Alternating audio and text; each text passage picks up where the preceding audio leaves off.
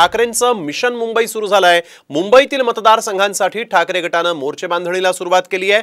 36 मतदारसंघाची जबाबदारी 18 नेते आणि 18 सहाय्यकांवर आहे।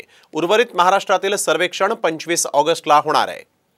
त्यामुळे ठाकरेंनी आता मिशन मुंबई सुरू केलं असं म्हटलं तर चुकीचं ठरणार नाही, कारण 36 मतदारसंघाची जबाबदारी 18 नेते आणि 18 सहाय्यकांवर सोपवण्यात आलेली आहे। तर कोण नेमके ते 18 नेते आहेत पाहूयात। विनायक राऊत यांच्याकडे वरळी, दादर, माहीमची जबाबदारी आहे। अनिल देसाईंकडे जोगेश्वरी आणि अंधेरीची जबाबदारी आहे।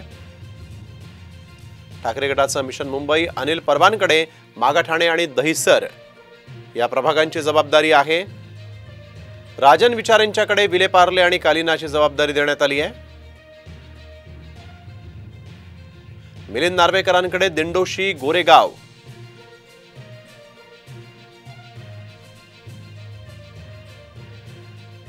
सुनील प्रभूंकडे मुलुंड आणि भांडूपची जबाबदारी आहे। अजय चौधरींकडे चेंबूर आणि अणुशक्ती नगरची जबाबदारी देण्यात आली आहे। सचिन अहिरांकडे कुलाबा आणि मुंबादेवीची जबाबदारी आहे।